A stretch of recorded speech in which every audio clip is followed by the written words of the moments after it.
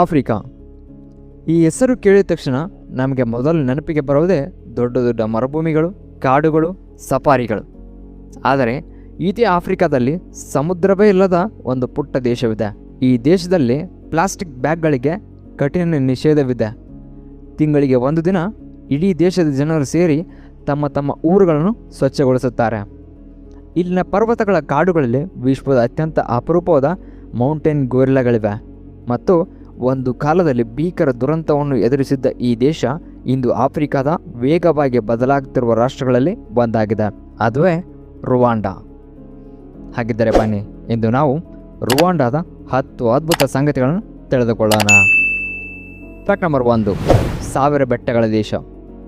ರುವಾಂಡಾಗೆ ಒಂದು ವಿಶೇಷ ಹೆಸರಿದೆ. ಅದುವೇ ಲ್ಯಾಂಡ್ ಆಫ್ 1000 ಹಿಲ್ಸ್, ಅಂದರೆ 1000 ಬೆಟ್ಟಗಳ ದೇಶ. ಹೆಸರೇ ಹೇಳುವಂತೆ ದೇಶದ ಬಹುತೇಕ ಪ್ರದೇಶದಲ್ಲಿ ಹಸಿರು ಬೆಟ್ಟಗಳು, ಕಣಿವೆಗಳು ಮತ್ತು ಗುಡ್ಡಗಳ ಸುಂದರ ದೃಶ್ಯ ನಮಗೆ ಕಾಣಸಿಗುತ್ತಾ ಹೋಗುತ್ತದೆ. ರುವಾಂಡಾ ಸೆಂಟ್ರಲ್ ಈಸ್ಟ್ ಆಫ್ರಿಕಾ ಪ್ರದೇಶದಲ್ಲಿರುವ ಸಮುದ್ರಕ್ಕೆ ನೇರ ಸಂಪರ್ಕವಿಲ್ಲದ ಒಂದು ಲ್ಯಾಂಡ್ ಲಾಕ್ಡ್ ಕಂಟ್ರಿ ಆಗಿದೆ. ದೇಶದ ಒಟ್ಟು ವಿಸ್ತೀರ್ಣ ಸುಮಾರು 26,338 ಚದರ ಕಿಲೋಮೀಟರ್ಗಳಷ್ಟು. ಇದರ ರಾಜಧಾನಿ ಖಗಾಲಿ. ಆದರೆ ಈ ದೇಶದ ಸೌಂದರ್ಯ ನೋಡಿದರೆ ಇದು ಕೇವಲ 1000 ಬೆಟ್ಟಗಳ ದೇಶ ಅಲ್ಲ, ಹಸಿರು ಬೆಟ್ಟಗಳ ಸ್ವರ್ಗವೇ ಸರಿ. ಫ್ಯಾಕ್ಟ್ ನಂಬರ್ 2, ವಿಶ್ವ ಪ್ರಸಿದ್ಧ ಮೌಂಟೇನ್ ಗೋರಿಲ್ಲಾಸ್ಗಳು ಇಲ್ಲಿವೆ. ರುವಾಂಡಾದ ಅತ್ಯಂತ ದೊಡ್ಡ ಆಕರ್ಷಣೆಗಳಲ್ಲಿ ಒಂದು ಮೌಂಟೇನ್ ಗೋರಿಲ್ಲಾ. ದೇಶದ ಉತ್ತರ ಭಾಗದಲ್ಲಿರುವ ವಾಲ್ಕೊನಸ್ ನ್ಯಾಷನಲ್ ಪಾರ್ಕ್ ವಿರುಂಗಾ ವಾಲ್ಕೊನಿಕ್ ಮೌಂಟೇನ್ಸ್ ಪ್ರದೇಶದಲ್ಲಿದೆ. ಇಲ್ಲಿನ ದಟ್ಟವಾದ ಪರ್ವತ ಕಾಡುಗಳು ಮೌಂಟೇನ್ ಗೋರಿಲ್ಲಾಸ್ಗಳ ಪ್ರಮುಖ ವಾಸಸ್ಥಳಗಳಾಗಿವೆ. ಪ್ರವಾಸಿಗರು ಕಾಡಿನೊಳಗೆ ಟ್ರೆಕ್ಕಿಂಗ್ ಮಾಡಿ ಈ ಅದ್ಭುತ ಪ್ರಾಣಿಗಳನ್ನು ಹತ್ತಿರದಿಂದ ನೋಡಿ ಅನುಭವ ಪಡೆಯುತ್ತಾರೆ. ಆದರೆ ಇಲ್ಲಿ ಒಂದು ಮುಖ್ಯ ವಿಷಯ, ಈ ಗೋರಿಲ್ಲಾಗಳನ್ನು ಕೇವಲ ಪ್ರವಾಸೋದ್ಯಮಕ್ಕಾಗಿ ಮಾತ್ರ ನೋಡಲಾಗುವುದಿಲ್ಲ. ಅವುಗಳ ಸಂರಕ್ಷಣೆಗೆ ರುವಾಂಡಾ ದೊಡ್ಡ ಮಟ್ಟದಲ್ಲಿ ಪ್ರಯತ್ನ ಮಾಡಿದೆ. ಫ್ಯಾಕ್ಟ್ ನಂಬರ್ 3, ಪ್ಲಾಸ್ಟಿಕ್ ಬ್ಯಾಗ್ಗಳಿಗೆ ನಿಷೇಧ. ಇದು ರುವಾಂಡಾದ ಅತ್ಯಂತ ಇಂಟ್ರೆಸ್ಟಿಂಗ್ ಫ್ಯಾಕ್ಟ್ಸ್ಗಳಲ್ಲಿ ಒಂದು. 2008ರಿಂದ ರುವಾಂಡಾನಲ್ಲಿ ಪ್ಲಾಸ್ಟಿಕ್ ಬ್ಯಾಗ್ಸ್ ಕಾನೂನುಬದ್ಧವಾಗಿ ನಿಷೇಧ ಮಾಡಲಾಗಿದೆ.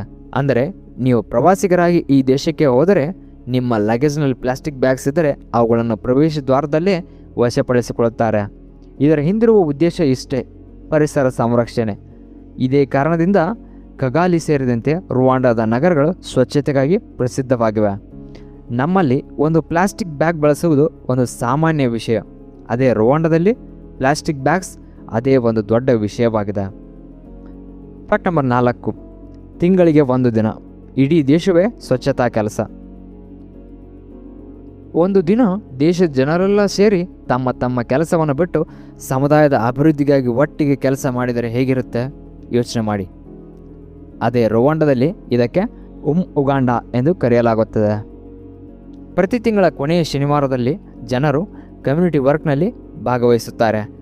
ಇದರಲ್ಲಿ ರಸ್ತೆ ಸ್ವಚ್ಛಗೊಳಿಸುವುದು, ಮರ ನೆಡುವುದು, ಸಾರ್ವಜನಿಕ ಸ್ಥಳಗಳನ್ನು ಅಭಿವೃದ್ಧಿಪಡಿಸುವುದು ಸೇರಿದಂತೆ ವಿವಿಧ ಕೆಲಸಗಳನ್ನು ಮಾಡುತ್ತಾರೆ. ಅಂದರೆ ಸ್ವಚ್ಛತೆ ಸರ್ಕಾರದ ಕೆಲಸ ಮಾತ್ರವಲ್ಲ, ನಮ್ಮೆಲ್ಲರ ಜವಾಬ್ದಾರಿ ಎಂಬ ಸುಂದರ ಕಲ್ಪನೆ ಇಲ್ಲಿ ಪ್ರಾಕ್ಟಿಕಲ್ ಆಗಿ ಮಾಡುತ್ತಾ ಬಂದಿದ್ದಾರೆ. ಫ್ಯಾಕ್ಟ್ ನಂಬರ್ 5, ಮಹಿಳೆಯರ ರಾಜಕೀಯ ಪ್ರಾತಿನಿಧ್ಯಕ್ಕೆ ಪ್ರಸಿದ್ಧ ದೇಶ. ರುವಾಂಡಾದ ಮತ್ತೊಂದು ವಿಶೇಷತೆ ಮಹಿಳೆಯರ ರಾಜಕೀಯ ಪ್ರಾತಿನಿಧ್ಯ. ಇಲ್ಲಿನ ಸಂಸತ್ತು ಅಂದರೆ ಚೇಂಬರ್ ಆಫ್ ಡೆಪ್ಯೂಟೀಸ್ನಲ್ಲಿ ಮಹಿಳೆಯರ ಬಹುಮತದಷ್ಟು ಸ್ಥಾನವನ್ನು ಹೊಂದಿದ್ದಾರೆ. ಇದರಿಂದ ರುವಾಂಡಾ ವಿಶ್ವದಲ್ಲೇ ಮಹಿಳಾ ಸಂಸತ್ ಪ್ರಾತಿನಿಧ್ಯ ಅತ್ಯಧಿಕವಾಗಿರುವ ದೇಶಗಳಲ್ಲಿ ಒಂದಾಗಿದೆ. ಇದು ಕೇವಲ ರಾಜಕೀಯ ಕ್ಷೇತ್ರದಲ್ಲಿನ ಬದಲಾವಣೆ ಮಾತ್ರವಲ್ಲ, ಸಮಾಜದಲ್ಲಿ ಮಹಿಳೆಯರ ಪಾತ್ರವನ್ನು ಹೆಚ್ಚಿಸುವ ಪ್ರಯತ್ನವೂ ಒಂದು ಇಲ್ಲಿ ಪ್ರಮುಖ ಉದಾಹರಣೆಯಾಗಿದೆ. ಫ್ಯಾಕ್ಟ್ ನಂಬರ್ 6, ಲೇಕ್ ಕಿವು, ಅಪರೂಪದ ಮತ್ತು ಕುತೂಹಲಕಾರಿ ಸರೋವರ. ರುವಾಂಡಾದ ಪಶ್ಚಿಮ ಭಾಗದಲ್ಲಿರುವ ಲೇಕ್ ಕಿವು ಮತ್ತೊಂದು ಅದ್ಭುತ. ಇದು ರುವಾಂಡಾ ಮತ್ತು ಡೆಮೊಕ್ರೆಟಿಕ್ ರಿಪಬ್ಲಿಕ್ ಆಫ್ ಕಾಂಗೋನ ಗಡಿಭಾಗದಲ್ಲಿದೆ. ಆದರೆ ಈ ಸರೋವರ ಕೇವಲ ಸುಂದರವಾಗಿರುವುದಕ್ಕಿಂತ ಪ್ರಸಿದ್ಧವಲ್ಲ. ಇದರ ಆಳದಲ್ಲಿ ದೊಡ್ಡ ಪ್ರಮಾಣದ ಮೀಥೇನ್ ಮತ್ತು ಕಾರ್ಬನ್ ಡೈಆಕ್ಸೈಡ್ಗಳ ಗ್ಯಾಸ್ಗಳು ಕರಗಿಕೊಂಡಿವೆ ಮತ್ತು ಈ ಮೀಥೇನನ್ನು ಹೊರತೆಗೆದು ವಿದ್ಯುತ್ ಉತ್ಪಾದನೆಗಾಗಿ ಬಳಸಲಾಗುತ್ತದೆ.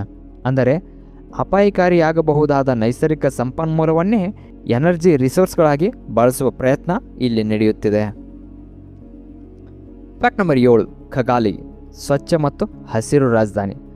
ರುವಾಂಡಾದ ರಾಜಧಾನಿ ಖಗಾಲಿ ಬೆಟ್ಟಗಳ ನಡುವೆ ನಿರ್ಮಾಣವಾಗಿರುವ ಈ ನಗರವು ಸ್ವಚ್ಛತೆ ಮತ್ತು ಅರ್ಬನ್ ಪ್ಲಾನಿಂಗ್ಗಾಗಿ ಪ್ರಸಿದ್ಧವಾಗಿದೆ. ನಗರದ ರಸ್ತೆಗಳಲ್ಲಿ ಲೀಟರ್ ಕಡಿಮೆ ಮಾಡುವುದು, ಪ್ಲಾಸ್ಟಿಕ್ ಬ್ಯಾನ್ ಮತ್ತು ಕಮ್ಯುನಿಟಿ ಕ್ಲೀನಿಂಗ್ಗೆ ಇಂತಹ ಹಲವು ಕಾರ್ಯಕ್ರಮಗಳು ಕಿಗಾಲಿಯ ಸ್ವಚ್ಛತೆಗೆ ಪ್ರಮುಖ ಕಾರಣಗಳಾಗಿವೆ. ಇದಕ್ಕಾಗಿಯೇ ಕಗಾಲಿಯನ್ನು ಆಫ್ರಿಕಾದ ಸ್ವಚ್ಛತಾ ನಗರಗಳಲ್ಲಿ ಒಂದಾಗಿ ಅನೇಕ ಬಾರಿಗೆ ಉಲ್ಲೇಖಿಸಲಾಗಿದೆ.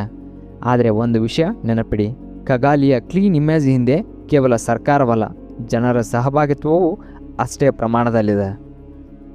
ಫ್ಯಾಕ್ಟ್ ನಂಬರ್ 8, ಭೀಕರ ಇತಿಹಾಸದಿಂದ ಪುನರುತ್ಥಾನದತ್ತ.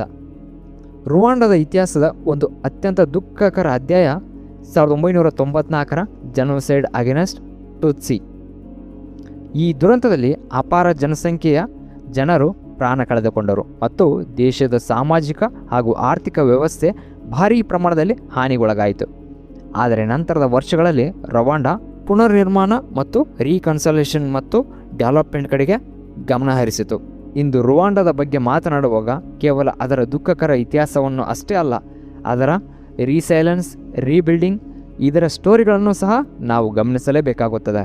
ಕಗಾಲಿಯಲ್ಲಿರುವ ಕಗಾಲಿ ಜನೋಸೈಡ್ ಮೆಮೋರಿಯಲ್ ಈ ಇತಿಹಾಸವನ್ನು ನೆನಪಿಸುವ ಒಂದು ಪ್ರಮುಖ ಸ್ಥಳವಾಗಿದೆ. ಫ್ಯಾಕ್ಟ್ ನಂಬರ್ 9, ರುವಾಂಡದ ಕಾಫಿ ಕೂಡ ವಿಶ್ವದ ಗಮನ ಸೆಳೆದಿದೆ.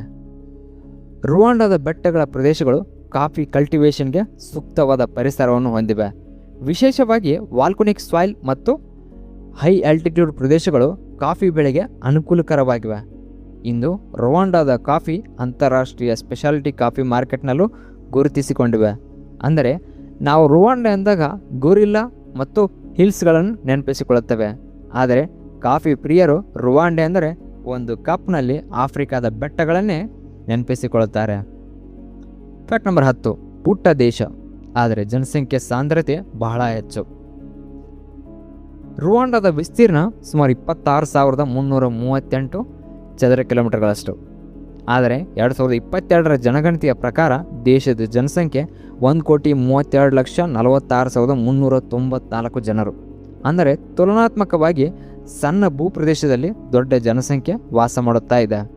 2022ರ ಸೆನ್ಸಸ್ ಪ್ರಕಾರ ಜನಸಂಖ್ಯೆಯು 51.5% ಮಹಿಳೆಯರು ಮತ್ತು 48.5% ಪುರುಷರಿದ್ದಾರೆ. ಇನ್ನೂ ಒಂದು ಇಂಟ್ರೆಸ್ಟಿಂಗ್ ಪಾಯಿಂಟ್ ಏನಪ್ಪ ಅಂದರೆ, ರವಾಂಡದ ಜನಸಂಖ್ಯೆ 1978ರಿಂದ 2022ರ ನಡುವೆ ಸುಮಾರು 3 ಪಟ್ಟು ಹೆಚ್ಚಾಗಿದೆ. ಹಾಗಾದರೆ ಸ್ನೇಹಿತರೆ, ಒಂದೆಡೆ 1000 ಬೆಟ್ಟಗಳು, ಇನ್ನೊಂದೆಡೆ ಅಪರೂಪದ ಮೌಂಟೇನ್ ಗುರ್ಲಾಸ್, ಪ್ಲಾಸ್ಟಿಕ್ ಬ್ಯಾಗ್ಗಳ ನಿಷೇಧ, ಪ್ರತಿ ತಿಂಗಳು ಕಮ್ಯುನಿಟಿ ಕ್ಲೀನಿಂಗ್, ಲೇಕ್ ಕಿವೋನ ಮೀಥೇನ್ ಮತ್ತು ಭೀಕರ ಇತಿಹಾಸದ ನಂತರ ತನ್ನನ್ನು ತಾನೇ ಕಟ್ಟಿಕೊಳ್ಳುತ್ತಿರುವ ಒಂದು ದೇಶ ಇದು ರುವಾಂಡ. ಈ ರುವಾಂಡದ 10 ಫ್ಯಾಕ್ಟ್ಗಳಲ್ಲಿ ನಿಮಗೆ ಯಾವ ಫ್ಯಾಕ್ಟ್ ಇಷ್ಟವಾಯಿತು ಎಂದು ನಮಗೆ ಕಮೆಂಟ್ ಮೂಲಕ ತಿಳಿಸಿ. ಇಂತಹ ಪ್ರಪಂಚದ ಇನ್ನಷ್ಟು ಅದ್ಭುತ ದೇಶಗಳ ಬಗ್ಗೆ ತಿಳಿದುಕೊಳ್ಳಲು ನಮ್ಮ ಚಾನಲನ್ನು ಸಬ್ಸ್ಕ್ರೈಬ್ ಮಾಡಿ. ಮತ್ತೆ ಮತ್ತೊಂದು ಕುತೂಹಲಕಾರಿ ದೇಶದೊಂದಿಗೆ ಮತ್ತೆ ಭೇಟಿಯಾಗೋಣ. ಧನ್ಯವಾದಗಳು. ನಮಸ್ಕಾರ.